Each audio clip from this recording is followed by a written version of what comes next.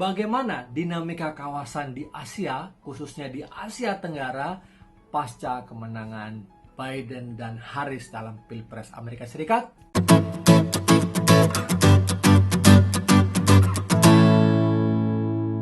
Saya Profesor Tirta Mursitama bersama Anda belajar hubungan internasional yang membumi dalam 5 menit per HI. Bagaimana kita belajar hubungan internasional, isu-isu global, regional, yang relevan untuk kepentingan bangsa Indonesia. Nah, mencermati dampak atau bagaimana dinamika kawasan Asia setelah kemenangan Biden dan Harris, tentu kita perlu berhati-hati. Yang pertama, kita melihat bahwa Presiden Biden ini merupakan presiden dari Partai Demokrat yang memiliki karakteristik yang unik dan berbeda dengan Trump. Sebagai presiden dari Partai Demokrat akan cenderung lebih mengedepankan dialog, mengedepankan kompromi, diskusi, duduk dalam organisasi-organisasi internasional, mengajak aliansi-aliansinya untuk mencapai tujuan.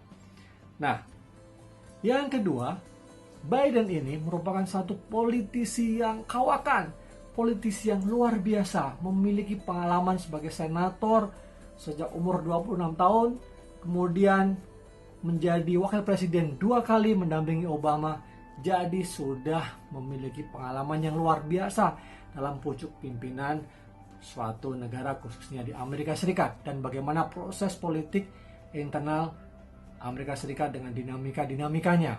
Jadi tidak perlu diragukan lagi. Nah, dengan melihat hal ini, platform partai politik Demokrat, khususnya kebijakan ekonomi, kebijakan luar negerinya yang mengedepankan multilateralisme dan juga sebagai big government yang berusaha mendukung masyarakatnya, mencoba mengatur bisnisnya untuk menghormati nilai-nilai kemanusiaan, nilai-nilai lingkungan, tentu sangat berpengaruh terhadap dinamika ekonomi kawasan di Asia. Saya bicara dalam konteks antara Trans-Pacific Partnership, satu kemitraan lintas Pasifik yang di situ termasuk Amerika Serikat sebelum Trump memutuskan mundur, dan di sisi yang lain adalah Regional Comprehensive Economic Partnership atau RCEP yang dimotori oleh Tiongkok, oleh China, dan di situ sebagian besar negara-negara ASEAN itu berada. Ketika Trump mundur dari TPP, rasanya TPP menjadi mati suri atau leaderless. Tapi kenyataan 4 tahun terakhir juga pergerakan TPP tidak terlalu terlihat, ya. Tetapi juga sebagai kemenangan dalam tanda kutip RCEP dalam hal ini yang didukung oleh China dan ASEAN sekarang menjadi pertanyaan besar. Apakah Biden dan Harris akan kembali masuk kepada kancah pertarungan dua skema besar regionalisme ekonomi di kawasan ini? Saya cenderung mengatakan pada titik ini kemungkinan besar Amerika Serikat akan masuk kembali ke TPP dengan berusaha berdialog, berdiskusi kembali, meyakinkan para partner-partnernya, mungkin minta maaf, minta ampun karena Amerika Serikat sempat keluar dari TPP. Ya. Namun, kita harus mencermati, dalam TPP itu merupakan satu partnership yang memang sangat dalam. Dalam arti, inti dari TPP apabila itu dijalankan, ada beberapa hal yang mungkin membuat kerugian, menciptakan kerugian bagi perusahaan-perusahaan atau ekonomi di negara-negara Asia, khususnya Asia Tenggara yang sedang berkembang. Misalnya, bagaimana Amerika Serikat akan mendorongkan penghormatan terhadap hak kekayaan intelektual, produk-produk yang dilindungi secara legal, ya, IP, ya, IPR, ya. Nah, bisa dibayangkan di beberapa negara di kawasan Asia Tenggara, mungkin yang sederhananya adalah produk-produk bajakan masih banyak, produk-produk tiruan masih banyak, nah, imitasi dan lain-lain. Nah, Amerika ingin menyasar pada pasar ini, meyakinkan bagaimana produk-produk yang hasil dari teknologi tinggi inovasi mereka yang telah mereka keluarkan dengan biaya riset dan pengembangan yang mahal itu terlindungi dan tidak ditiru dan tidak tetap aman dan tidak membuat para peniru itu memperoleh keuntungan tanpa membayar sepeser pun terhadap ke inventornya. Ini menjadi yang penting. Yang berikutnya adalah perlindungan terhadap produk-produk kesehatan, industri-industri kesehatan. Nah, ketika Amerika keluar dari TPP, kita belum merasakan dari era pandemi.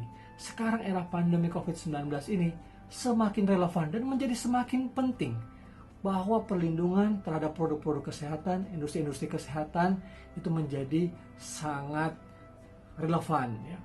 Nah, ini bisa dibayangkan bagaimana misalnya impor barang-barang obat, produk-produk obat atau bahan baku obat dari negara-negara maju ke negara berkembang, mungkin ini akan menjadi salah satu hal yang didiskusikan menjadi penting. Selain itu mungkin bagaimana posisi dari industri-industri herbal misalnya.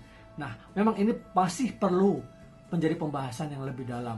Namun, yang menjadi hal penting dalam konteks hubungan internasional, selain isu-isu yang spesifik, yang sangat teknis berkaitan dengan berbagai bidang di dalam TPP itu, adalah bagaimana Amerika Serikat berusaha kembali ke Asia, berusaha kembali khususnya ke Asia Tenggara, untuk memenangkan pertarungan, untuk mengimbangi pengaruh China, pengaruh Tiongkok yang selama ini sudah semakin meningkat, semakin menguat, tidak hanya di Asia tapi di seluruh belahan dunia, dengan Peaceful Rise of China yang membuktikan bagaimana Tiongkok berhasil sejauh ini menyediakan public goods bagi negara-negara di kawasan yang lain. Terlepas ada beberapa kasus yang mungkin merugikan negara-negara tersebut dan China cenderung mendapatkan keuntungan yang lebih besar. Nah, dengan kehadiran Amerika Serikat kembali di TPP, dimungkinkan Amerika Serikat akan mendapatkan aliansi yang besar, dukungan yang besar dari negara-negara anggota, dan sebagian besar juga ada negara-negara ASEAN yang memiliki overlapping keanggotaan antara TPP dan RCEP, dengan tidak serta-merta mengiyakan atau mengamini semua yang dilakukan oleh China. Nah, ini mungkin nilai strategis, hingga dengan sedikit bandwagoning ke Amerika Serikat, tapi juga tetap menerapkan satu balancing dengan situasi yang ada. Artinya di sini adalah nilai strategis dari negara-negara ASEAN. Lalu bagaimana negara ASEAN? Kita tahu sebagian besar negara ASEAN adalah middle power country. Kita masih terus berkembang. Ya, kita sudah menjadi middle income country yang levelnya akan meningkat semakin tinggi. Nah, namun demikian kita belum sekuat Amerika Serikat, kita belum sekuat Tiongkok atau China. Kita sejauh ini masih cenderung kepada Tiongkok karena Tiongkok memberikan berbagai macam investasi, bantuan, ya, inisiatif-inisiatif yang menguntungkan Indonesia. Nah, terlepas dari kontroversi yang ada juga. Namun demikian, di sisi lain, ini menjadi pilihan yang wajar dan logis karena Amerika Serikat juga meninggalkan Asia, terutama setelah Obama. Nah, di masa Trump tidak ada satu strategi yang jelas, yang clear bagaimana Amerika ingin hadir, dirasakan kehadirannya di Asia. Nah, dengan demikian saya menduga, walaupun masih sangat awal dalam konteks ketika video ini dibuat, Amerika Serikat akan menyusun kembali strateginya untuk hadir di kawasan Asia, menjadi kawasan Asia ini semakin dinamis. Ada Laut Natuna Utara, ada konflik Laut Natuna Utara melibatkan banyak negara, termasuk Tiongkok di sana, kehadiran Amerika Serikat juga diusik di sana. Tetapi di sisi lain secara ekonomi semakin dinamis. Nah, tantangannya adalah bagaimana negara ASEAN justru bisa mendapatkan keuntungan dari kehadiran dua negara besar ini, termasuk Indonesia. Kita selama ini mendapatkan satu keuntungan dari Tiongkok. Dengan kehadiran Amerika Serikat, diharapkan juga kita bisa mendapatkan manfaat dari kehadiran Amerika Serikat yang nanti diharapkan lebih aktif di Asia. Namun demikian, sekali lagi, ini masih preskripsi yang sangat dini.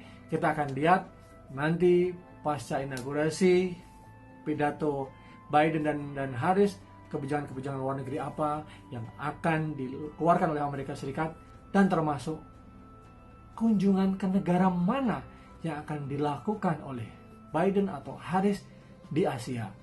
Saya melihat itu akan menjadi salah satu indikator apakah Biden dan Harris atau pemerintahan Amerika Serikat yang baru meletakkan Asia atau negara manapun di Asia ini yang menjadi prioritas. Nah, itu komentar saya. Silahkan kalau Anda memiliki komentar yang lain atau memiliki pandangan yang lain, pertanyaan, silahkan tuliskan di kolom komentar. Jangan lupa like, subscribe, dan share. Klik loncengnya agar ketika ada informasi baru Anda langsung mendapatkan informasi itu sehingga tidak ketinggalan. Demikian, sukses buat para pembelajar hubungan internasional di Indonesia. Sampai ketemu lagi di video-video saya selanjutnya. Atau jangan lupa simak-simak video saya sebelumnya berkaitan dengan pembelajaran hubungan internasional. Sukses buat kita semua, sampai ketemu lagi.